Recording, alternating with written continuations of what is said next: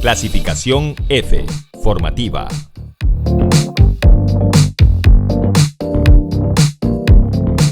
Hola, soy Keila Pluas y te doy la bienvenida a Central Media TV. Qué gusto tenerte con nosotros. Hoy, desde nuestra querida Universidad Laica Eloy Alfaro de Manabí, compartiremos información interesante que te va a encantar.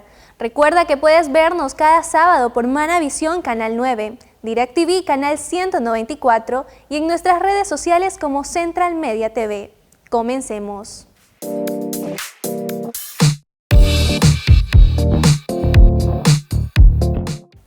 Quizás no hayas escuchado mucho sobre la fonoaudiología, pero es una disciplina fascinante que ha evolucionado a lo largo del tiempo. Veamos esta nota.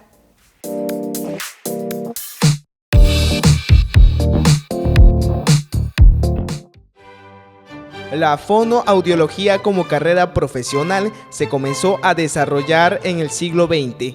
Un siglo antes, en Europa surgió como foniatría, ligada como complemento de la otorrinolaringología. De hecho, en la antigua Roma existían los foniascos, que eran personas encargadas de ayudar a los oradores a expresarse de manera correcta ante el público, muy similar a la labor de un fonoaudiólogo en la actualidad.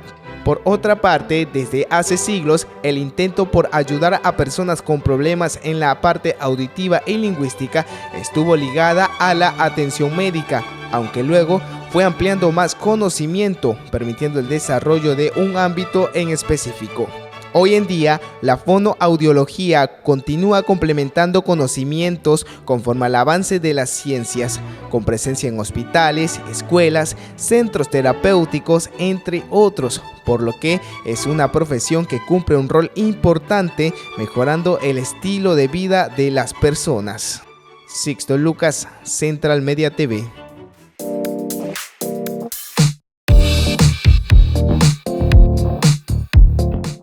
Y si te preguntas de dónde viene esta especialidad, a continuación te contamos más sobre su historia y su importancia en el campo de la salud.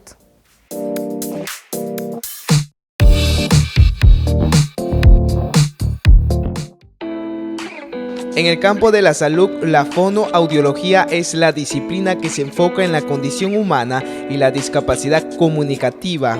Evalúa y diagnostica el estado de la audición, lenguaje, habla, voz, interacción comunicativa y la función oral-faríngea. El profesional especializado en este ámbito se le conoce como fonoaudiólogo, quien es el encargado de examinar pacientes con alteraciones de la audición, lenguaje, voz, entre otros, combinando las ciencias de la salud, psicología y la lingüística aplicada. A través del diagnóstico, el fonoaudiólogo se encargará de establecer y dotar de estrategias o perfeccionamiento de comunicación a sus pacientes de manera comprensiva y empática para poder aplicarlas en la vida diaria. Es así que a través de los años la fonoaudiología ha evolucionado conforme el avance de las ciencias, aportando soluciones y prevenciones en trastornos de comunicación y audición humana desde niños hasta adultos. Sixto Lucas, Central Media TV.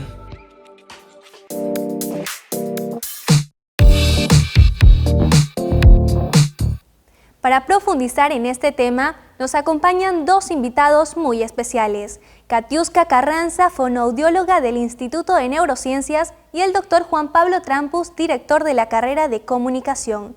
No te pierdas esta interesante conversación.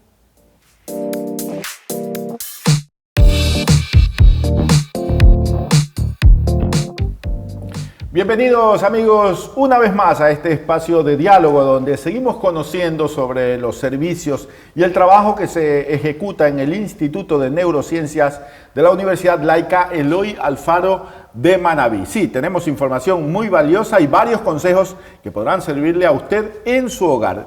Hoy nos acompaña la licenciada Katiuska Viviana Carranza Reinado. Ella es fonoaudióloga del Instituto de Neurociencias y vamos a hablar sobre este tema muy importante. Bienvenida, licenciada. Gracias por acompañarnos. Muchas gracias por la invitación. Bien, hablemos de lo que es la fonoaudiología y entiendo se relaciona mucho con la comunicación humana, principalmente con el habla, con la escucha. Y estas son actividades que desde los primeros días de vida son importantes. Y es importante también establecer los controles necesarios, doctora. ¿Qué podemos comentar al respecto? Así es. Bueno, es importante que sepan que la fonoaudiología es una rama, es un área de áreas de la salud, es decir, de ciencias de la salud. Entonces es importante porque el fonoaudiólogo cumple una función bastante interesante, y es que es la persona encargada de evaluar, de diagnosticar, de rehabilitar y de prevenir justamente alteraciones o trastornos, como usted lo mencionaba, del lenguaje, del habla, de la audición, de eglusión y voz también. Bueno, hablemos precisamente de uno de los primeros controles, porque creo que a las pocas horas o a los pocos días de vida es recomendable hacer un tamizaje auditivo. Cuéntenos un poco sobre esta evaluación y qué trastornos o qué posibles problemas podrían identificarse gracias a este estudio. Claro que sí. Nosotros sugerimos que a los padres de familia, que es sumamente importante el tamizaje auditivo dentro de los primeros días de vida del bebé. ¿Por qué? Porque de esta forma nosotros podemos prevenir, podemos identificar si es que el bebé tiene algún tipo de alteración a nivel auditivo, es decir, si tiene una pérdida auditiva o qué tipo de problemas auditivos presenta. Esto nos va a brindar a nosotros la oportunidad de brindar una intervención temprana y una intervención oportuna. Y de este modo, de alguna otra forma, podemos mitigar futuros trastornos de la comunicación. De pronto un retraso en el lenguaje o ya un trastorno de los sonidos del habla propiamente. Entonces, por eso es fundamental la detección temprana con los bebés. Ahora, licenciada, ¿qué alertas debería de tener un padre, una madre para poder identificar quizás si su bebé, si su pequeño podría estar presentando algún trastorno a nivel auditivo? Bueno, durante los primeros meses, recordemos que aquí hay algo que nosotros identificamos como etapa prelingüística, y posterior, en los meses siguientes, pues tenemos una etapa lingüística. Es importante que los papás durante los primeros meses, ya que no hay una emisión de lenguaje como tal, pero sí hay emisión de sonidos, y aquí es sumamente importante. Por un lado, observar si de pronto el bebé está respondiendo o no a los sonidos. Ejemplo, vamos a suponer que por error una puerta se cerró fuerte. Y si el bebé, un perrito ladra. Un perrito ladra, por ejemplo. Y si el bebé no responde, es decir, te das cuenta porque físicamente el bebé se asusta, ¿no? Entonces está la señal de pronto de los bracitos de que se ha asustado, o de que de pronto mueve la cabecita. Entonces, si no hay estas señales y es de manera constante, o sea, cada vez que hay un ruido el bebé no responde. Entonces es una alerta. Si observamos que de pronto el bebé pasan los días, pasan los meses y no hay ninguna emisión de sonidos, por lo general en los primeros meses son los sonidos guturales, sonidos que hacen propios de los bebés con la garganta, o de pronto este balbuceo que ya empieza posterior a los siguientes meses y no aparece, no hay, entonces sí son signos de alerta y de alarma como para decir, bueno, necesito que lo valore el área de fonoaudiología, pues para saber si ocurre algo a nivel comunicativo con el bebé. Doctora, ¿a los cuántos meses normalmente ya debería presentarse este tipo de sonidos, como usted dice, sonidos guturales o balbuceo? Porque entiendo, pues, esto puede ayudar también un poco a orientar en qué etapa o a qué tiempo más o menos el bebé o la bebé ya debería presentar un poco. Desde los 2 meses aproximadamente ya el bebé podría estar emitiendo sonidos guturales, y ya entre los 3, 4 meses en adelante empieza ya el balbuceo como tal, y ya más adelante pues empiezan estos sonidos vocálicos. Todavía no hay emisión de palabras, sino puros soniditos vocálicos. Y normalmente, ¿a los cuántos meses un bebé ya puede hablar? Como decir sus primeras palabras, mamá, papá, teta, que normalmente son las primeras palabras. Ahora, sé que no hay una regla general, claro, pero quizás un periodo que se pueda considerar dentro de los estándares normales. Así es. Bueno, como usted lo mencionaba, eso es sumamente importante, que sepamos que todos los niños tienen un desarrollo totalmente diferente, o sea, cada uno va a su propia marcha, por así decirlo. Pero también es cierto que existen hitos dentro del desarrollo del lenguaje, pues que nosotros debemos de observar y decir, ok, a ver, mi bebé tiene 11 meses, ya está en la etapa en donde empieza a lanzar las primeras palabritas. No, todavía el bebé no estructura ese lenguaje como tal o una frase como tal, pero sí empieza ya a emitir sus primeras palabras, que son las más comunes, como mamá, papá, teta, o sea, las más sencillas. Y ya posterior a esto también, con relación al tipo de estimulación que reciba el bebé, pues ese vocabulario se va a enriquecer, porque también es sumamente importante dentro de la estimulación, pues el ambiente en el cual el bebé se desarrolla. Bien, doctora, dejemos atrás a los bebés, a los recién nacidos, y vámonos ahora también a los adultos, a los jóvenes, porque también pueden haber problemas relacionados con la audición, con la voz, que puedan ir apareciendo con el pasar de los años. ¿Qué cuadros o qué trastornos son los que quizás podríamos decir son más recurrentes en nuestro entorno? Por supuesto. Bueno, le comento justamente una anécdota en esta tarde que estamos atendiendo, como ustedes saben, estamos brindando atención a los estudiantes de los primeros semestres. Entonces ocurrió algo que nos llamaba mucho la atención, y es que teníamos estudiantes, hicimos un screening auditivo y muchos presentaban molestias. Pero, ¿cómo traducimos esto? Bueno, este screening auditivo es básicamente como una lista de ciertos criterios que nosotros marcamos y nos hace sospechar si el paciente necesita o no necesita una audiometría como tal, porque no todos necesitan una audiometría. Entonces, por ejemplo, un estudio previo. Exactamente. Entonces hacemos una breve entrevista con el paciente, y si el paciente cumple, por ejemplo, entre 7 o 8 criterios que son signos de alarma para nosotros, inmediatamente lo derivamos a una audiometría, y ya de este modo la audiometría es un estudio más especializado y podemos confirmar si es que existe algún trastorno a nivel auditivo. Entonces, retomando un poco, justamente le comentaba que me llamaba la atención porque llegaban estudiantes y bueno, ellos comentaban que tenían estos problemas auditivos. Había uno de ellos que comentaba, bueno, sí, no me había dado cuenta que yo en la mayoría del tiempo siempre tengo que pedir que me repitan las palabras. No me había dado cuenta que realmente de manera consecutiva tengo mucho dolor en el oído. Entonces son signos para nosotros de alerta, decir, ok, no es normal, por ejemplo, que siempre debas de pedir que te repitan porque no estás escuchando. Es decir, que pueden haber personas que vivan con problemas de audición sin saberlo. Por supuesto, tenemos muchas personas que cuando llegan a consulta, a veces llegan por una razón, pero en el momento del desarrollo de la anamnesis, pues nos damos cuenta que adicional necesita otro estudio, como por ejemplo una audiometría. Entonces sí, pueden haber personas, no solamente niños, sino adolescentes, adultos, de manera en general, que pueden tener problemas de audición y realmente no lo saben. Entonces por eso es importante que las personas de manera en general puedan realizar un estudio por lo menos una vez al año para que conozcan cómo se encuentra su audición. Bien, en términos numéricos, mi estimada doctora, en estos pocos días que tienen ya de atención en el Instituto de Neurociencias, ¿cuántos casos podríamos decir se han identificado respecto a problemas en el ámbito de la fonoaudiología? Bueno, si hablamos de manera en general de la población infanto-juvenil, nosotros tanto en el turno de la tarde como de la mañana, bueno, en la mañana atendemos más casos, tenemos agendados aproximadamente entre 8 a 10 pacientes en el turno de la mañana, o sea, cubrimos desde las 8 de la mañana hasta las 12 del día, que es el último turno, hasta la 1, y posterior de 2 a 5 de la tarde. Entonces acá tenemos un número bastante considerable, es decir, que si lo sumamos para la semana, tenemos alrededor de más de 50 pacientes probablemente que llegan para hacerse atender. No solamente, repito, la población infanto-juvenil, sino que también tenemos pacientes adultos que llegan, por ejemplo, con alteraciones en la voz o alteraciones a nivel de glutorio.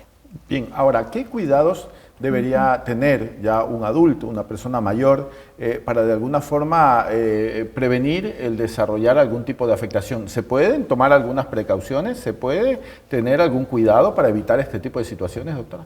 Ok, bueno, depende mucho del trastorno, obviamente. Por ejemplo, si hablamos a nivel auditivo, es importante que tengamos ciertas prevenciones. Hay, de hecho, nosotros decimos higiene dentro del área de la audición, como por ejemplo, solicitamos siempre a las personas, que es un poco difícil, pero por el medio digital en el que estamos, pero de pronto disminuir el uso continuo de los auriculares, o en ocasiones el volumen excesivo también no es recomendable. Y ahora en la población joven sobre todo hay muchísimo. Por supuesto, eso, justamente por eso nos llamaba la atención de la cantidad de jóvenes que llegaron a la evaluación el día de hoy y comentaban, casi todos los que llegaron tenían dolor, tenían molestias, no escuchaban bien. Y en este diálogo usted pudo corroborar que a lo mejor muchos de ellos tenían el hábito de usar. Por supuesto, porque porque dentro del screening auditivo hay preguntas muy puntuales como estas que nos permiten a nosotros detectar de pronto cuál es la fuente, de dónde viene el problema, cuál sería el origen o por qué de pronto se presenta este tipo de alteraciones. Bien, Entonces, licenciada, también hay algunos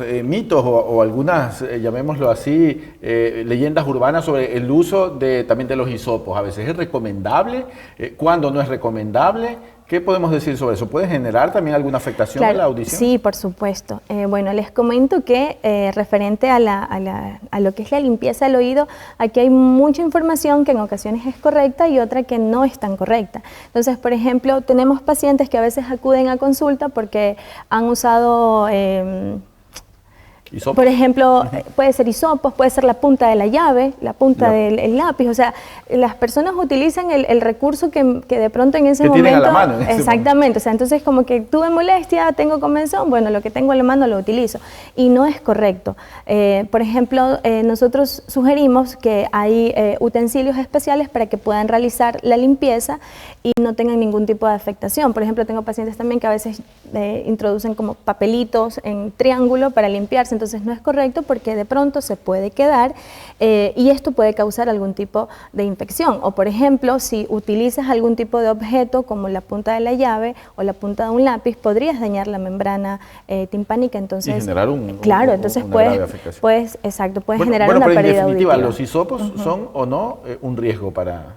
Si son utilizados de manera correcta, para la limpieza no, pero lo que sucede aquí es que el hisopo en ocasiones se usa de manera incorrecta porque los pacientes pues suelen introducirlo demasiado, por decirlo así. Entonces no es correcto porque sí puedes dañar. Entonces de manera externa para la limpieza no habría ningún inconveniente, pero ya de manera interna no sería lo conveniente. Entonces si existe algún tipo de molestia como comezón, de pronto está irritado, quizá fue a la playa, se le quedó agua, entonces lo ideal es que asista con un profesional porque se puede hacer una limpieza muy cuidadosamente sin que el paciente sufra algún tipo de riesgo. Bien, doctora, antes de concluir esta entrevista, me gustaría que podamos darle alguna recomendación a nuestros amigos televidentes. ¿En qué momento yo debo acudir a un especialista, a un fonoaudiólogo, para evitar algún tipo de afectación o para verdaderamente detectar? Como ya lo comentaba usted hace poco, hay muchas personas que pueden estar teniendo problemas, sobre todo auditivos,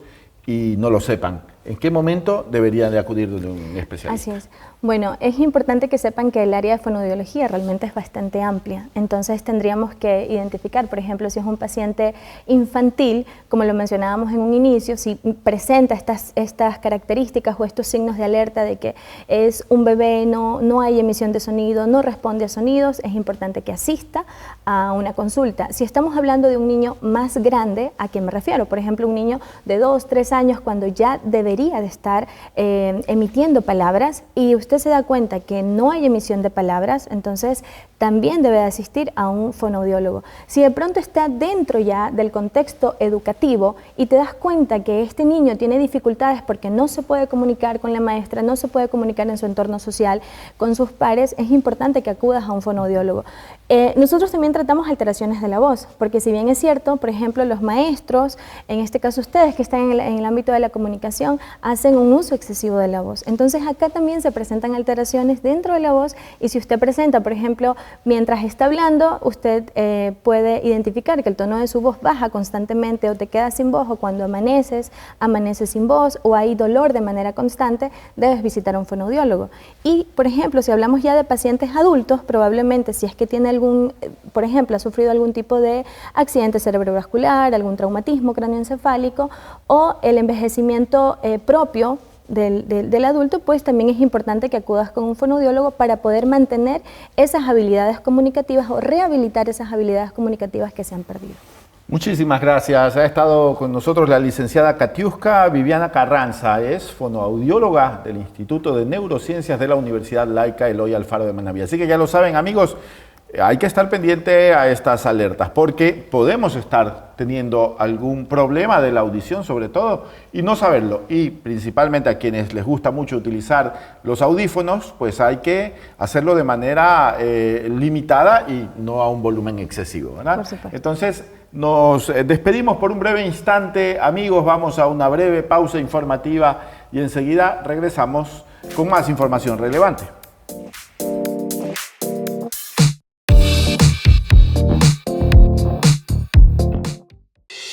Inicio de espacio publicitario. Bienvenidos a la ULIAN, el lugar donde cada paso abre una nueva oportunidad. Descubre la innovadora carrera de comunicación con enfoque bilingüe y únete a una comunidad de profesionales destacados. Nuestra misión es formar comunicadores comprometidos con la diversidad, la creatividad y el cambio. Contamos con laboratorios de prácticas preprofesionales y el respaldo de docentes de amplia trayectoria.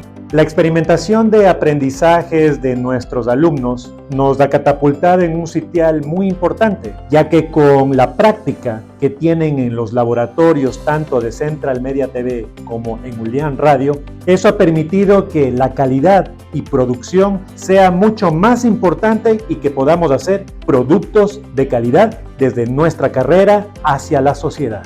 Por eso somos aprendizaje, innovación y crecimiento. Sé parte de nuestra comunidad y prepárate para dejar tu huella en la sociedad. Tu camino hacia el éxito comienza aquí.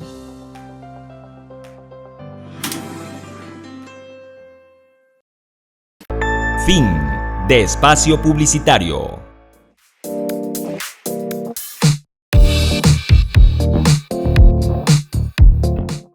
En junio conmemoramos hechos históricos que dejaron huella en Manabí y en el país. Sixto Lucas nos cuenta cómo la revolución liberal marcó un antes y un después.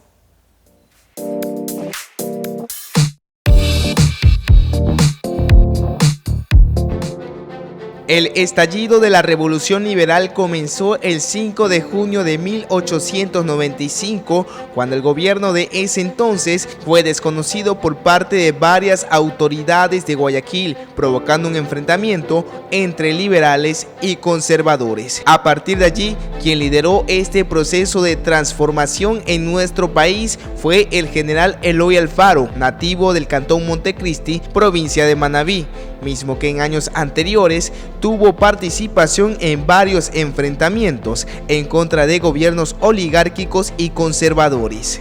Fue nombrado jefe supremo en 1895, posteriormente gobernó como presidente en los periodos de 1895 hasta 1901 y 1906 hasta 1911, etapa que marcaron un antes y un después en nuestro país. Entre los logros más trascendentes de la Revolución Liberal está la separación de la Iglesia y el Estado, promoviendo un Estado laico. También se consagró la libertad de culto, se impulsó la educación pública y se estableció la igualdad de los ciudadanos ante la ley. Además, se concluyó el ferrocarril que unía las provincias de Guayaquil y Quito. Alfaro murió en la denominada Hoguera Bárbara el 28 de enero de 1912. Bajo su liderazgo, la Revolución Liberal Ecuatoriana continúa viva hasta el día de hoy, por su legado que modernizó e impulsó la igualdad, libertad y la ardua lucha para transformar el país desde los cimientos. Sixto Lucas, Central Media TV.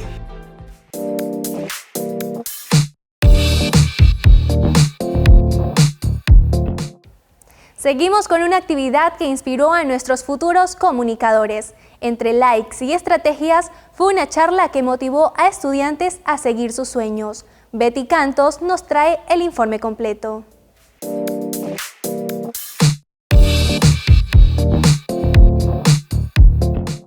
Desde la cátedra de Community Manager, los estudiantes de séptimo semestre vivieron una experiencia enriquecedora, con una charla magistral que dejó un gran aprendizaje. Bajo el tema Entre likes y estrategias, la licenciada Amanda Viloria compartió su amplia trayectoria en el mundo de la comunicación digital. Traté de dividir un poco mi experiencia como Community Manager porque era para la clase de Community Management. Entonces compartí un poco de mi experiencia llevando marcas externas, manejando comunicación política y trabajando en proyectos personales que han sido eventos o han sido emprendimientos personales. Entonces cada uno enfrenta diferentes desafíos y el día de hoy quise compartir un poco cómo sobrellevé cada uno de ellos. Estrategias, redes sociales, manejo de marca personal y mucho más formaron parte de esta jornada académica, un espacio de aprendizaje interactivo donde los estudiantes participaron activamente en el intercambio de ideas y resolución de inquietudes. He leído que estos espacios son formativos para nosotros como estudiantes porque nos van formando de nuevos aprendizajes, conocimientos, vamos adquiriendo cosas que nos van a formar para nuestro futuro. Entonces siempre es importante que la carrera cree estos espacios, agradecerle a la coordinación de estudiantes liderada por la compañera Carla Cedeño, al director de la carrera, al doctor Trampus, porque ellos hacen posible estos espacios. Me encanta que ella haya abordado su experiencia personal, la creación de contenidos desde su voluntad de ser una mujer emprendedora, desde allí que nos mostrara su trayectoria y que la ampliara hasta, digamos, trabajar con un asambleísta. Yo pienso que una de las partes más importantes de las que ella expuso fue pues el aprender a ser un comunicador integral. Esta gestión es un trabajo en conjunto con la coordinación estudiantil de la carrera de comunicación y la cátedra para mejorar el conocimiento de un comunicador integral. La carrera de comunicación ha sacado excelentes profesionales que hoy están en el campo, que están abriéndose paso, que están siendo parte de interesantes proyectos de comunicación, y yo creo que eso es lo primero que debemos tener en cuenta, ¿no? ¿Quiénes son los productos de la carrera que están abriéndose paso y que pueden compartir sus conocimientos, experiencias con nuestros estudiantes y de una manera u otra motivarlos para que ellos pues continúen incentivando en el sentido de ejercer la profesión, no esperar a que terminen para emprender o para iniciar sus pininos en la comunicación, sino que pues hacerlo desde ya. La comunicación evoluciona y gracias a profesionales como Amanda, también lo hace la forma en la que los futuros comunicadores se preparan para ser mejores líderes. Informó para Central Media TV, Betty Cantos.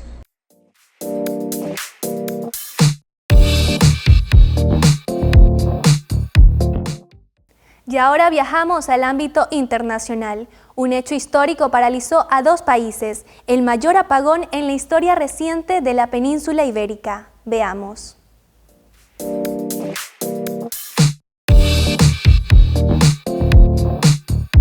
El gran apagón, que sacudió la península ibérica el 28 de abril de 2025, fue el mayor corte de luz en la historia contemporánea de España y Portugal, dejando a más de 50 millones de personas sin suministro durante varias horas. Las causas apuntan a la pérdida masiva de varios gigavatios en centrales solares del suroeste peninsular, fallos en los sistemas automáticos de protección y la desconexión con Francia desencadenaron un colapso del sistema. El apagón paralizó trenes de alta velocidad, interrumpió semáforos y cajeros automáticos, dejando a millones sin servicio telefónico, generando atascos y retrasos masivos. La declaración de emergencia movilizó a miles de efectivos de seguridad para garantizar el orden público durante la caída del suministro eléctrico. Bueno, yo tengo que ir a Madrid, por suerte es por un viaje a ver a amigos, no es por trabajo, pero por ejemplo vivo a media hora de aquí y en metro es 10 minutos.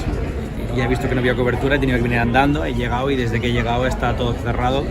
Mi tren tenía que salir hace media hora y ya no saben nada, que ya sé que no es culpa suya, pero claro, no hay nada de electricidad, sé que hay gente en trenes aún bajo tierra, en ambas direcciones, en el metro también, y por ahora no sabemos nada más. O sea que fatal.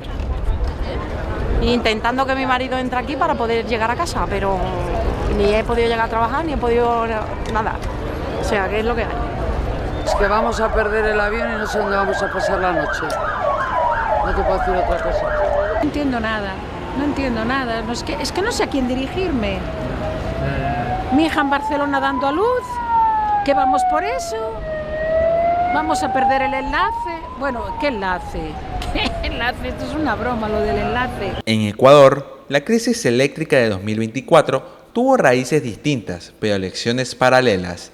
La severa sequía redujo drásticamente la generación hidroeléctrica y, sin contar con fuentes de respaldo suficientes, obligó al racionamiento eléctrico de hasta 14 horas diarias entre septiembre y diciembre, lo que provocó pérdidas de casi 2.000 millones de dólares en el Producto Interno Bruto, según datos publicados por el Ministerio de Energías y Minas. Esta doble crisis subraya las siguientes prioridades: diversificar la matriz energética con renovables e convencionales y modernizar redes y protocolos de protección con inversiones sostenidas para garantizar la generación eléctrica a nivel mundial, informó Carlos Alcíbar para Central Media TV.